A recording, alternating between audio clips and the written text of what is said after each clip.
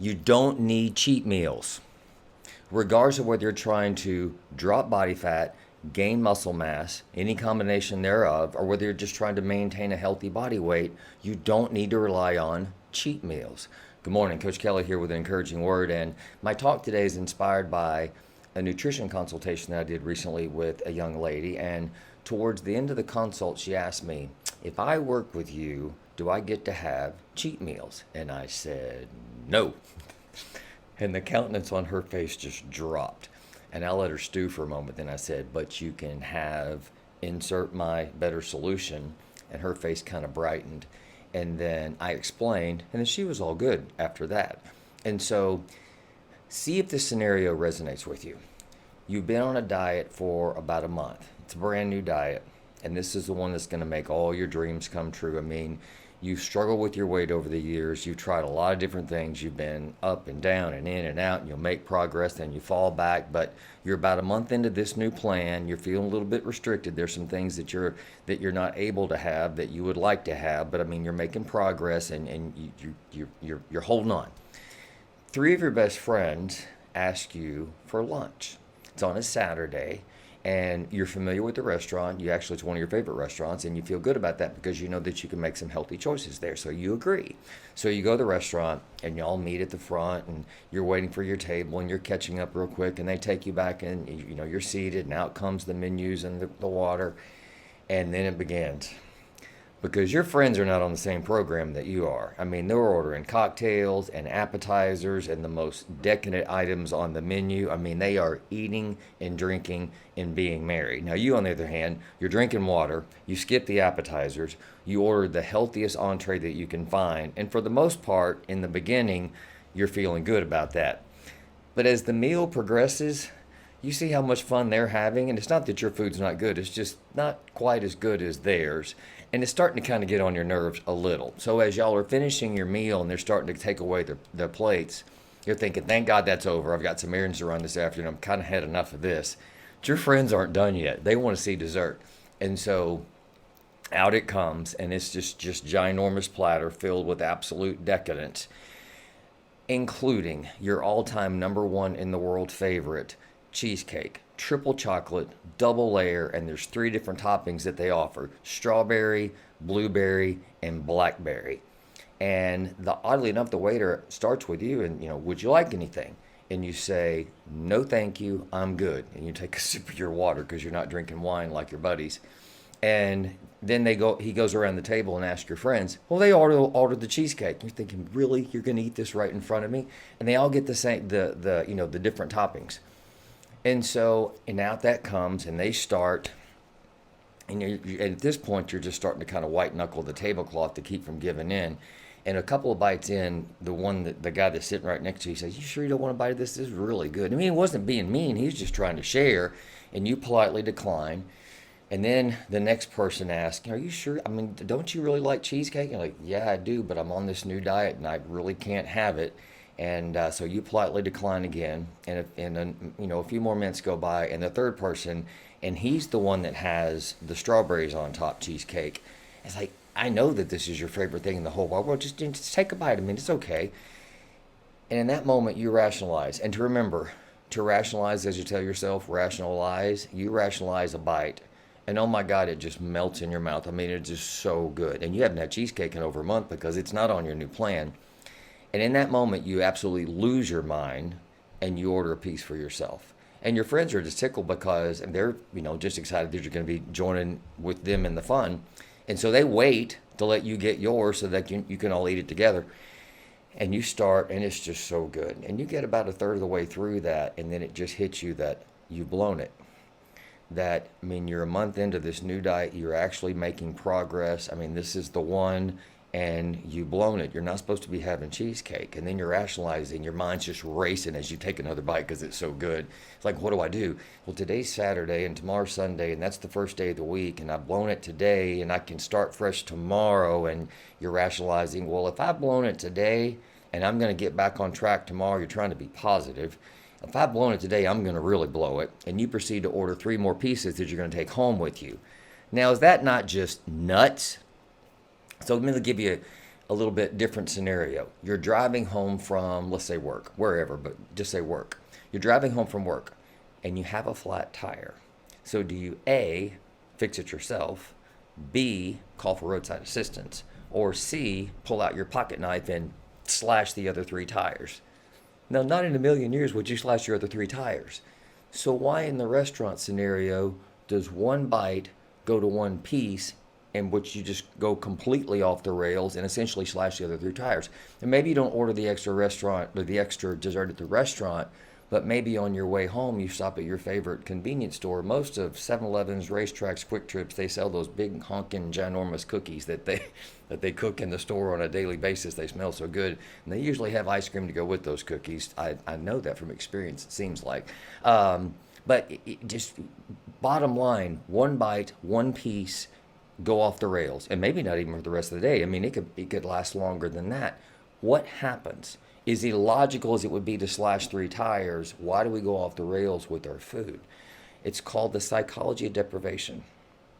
If you deprive yourself long enough from whatever your favorite things are, I am a sweets person. You could be a spicy, salty person. You could be with margaritas on the side, like chips and queso and margaritas. Whatever it is, it doesn't matter.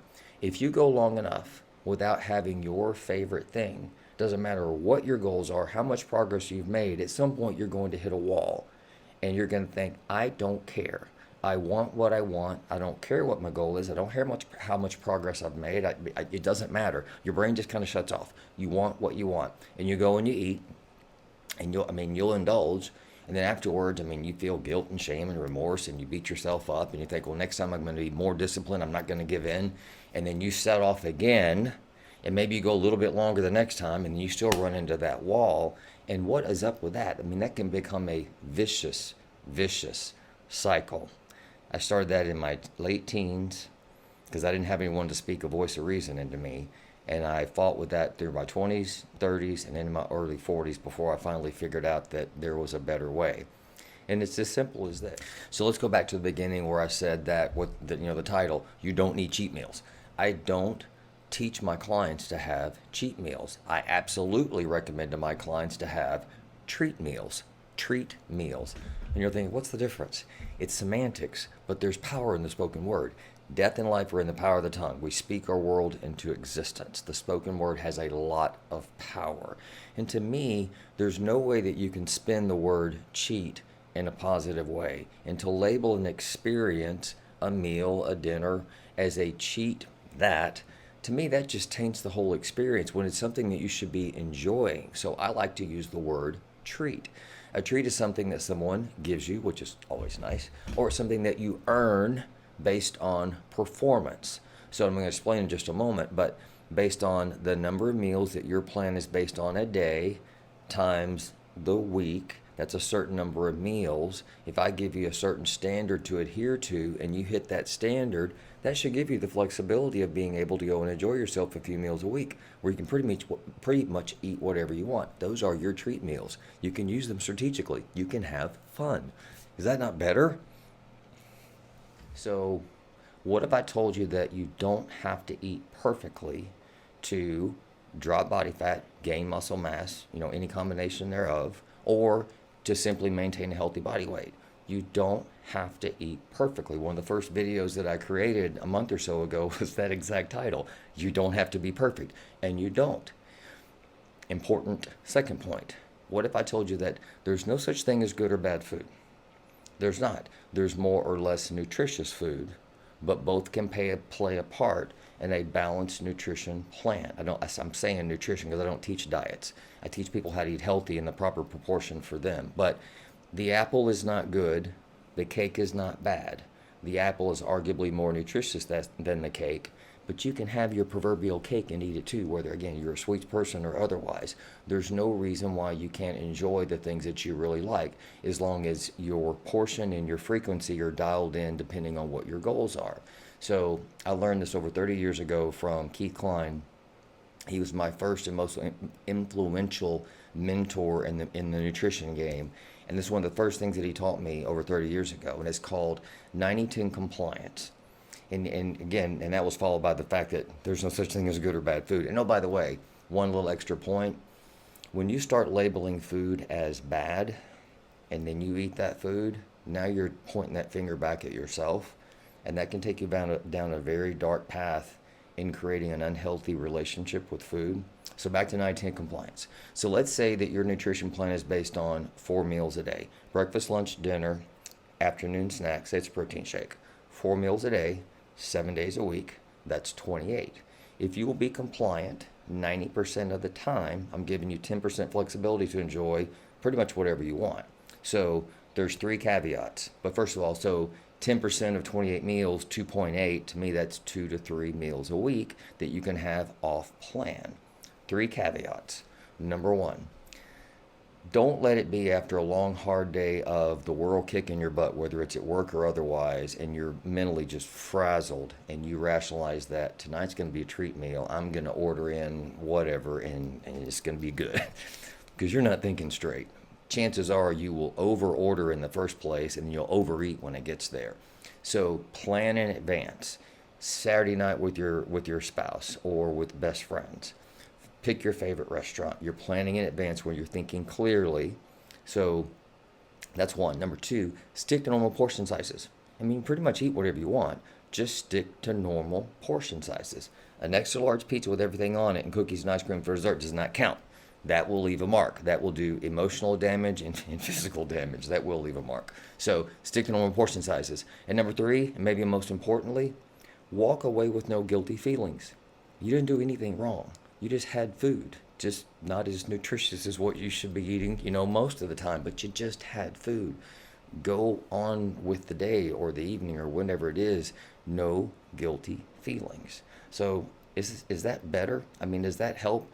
There's freedom and structure, and I'll give you just one last little quick analogy to tie this back to your food. I learned this from one of my other mentors, and he was using jazz as an example. He said, for the uneducated, you listen to jazz music and think they're just all over the place. I mean, the sax guy does this, and then it just seems like it's very chaotic. He said that's not the case at all. There's a very solid underlying structure with jazz that allows the freedom that we see. It's the same thing with your food. 4 meals a day, I teach my clients somewhere between 4 and 6. It's not carved in stone. It just depends on their individual needs. But 4 to 6 meals a day, 7 days a week, however many meals that is, 90-10 compliance, 10% flexibility. There you go. I'm giving you that structure then to have the freedom of picking those meals when and however you want. And again, as long as you stick to normal portion sizes, that works really, really well. It keeps you sane and healthy and happy. It allows you to be social, to go out with your friends and not feel over-restricted because you feel like you're on some kind of a diet, which again, I don't teach my clients diets. I just teach them how to eat healthy in the proper portion for them. So I hope this helps. Have a great day. If you have any questions, please reach out. I will reply. I look forward to sharing with you again soon.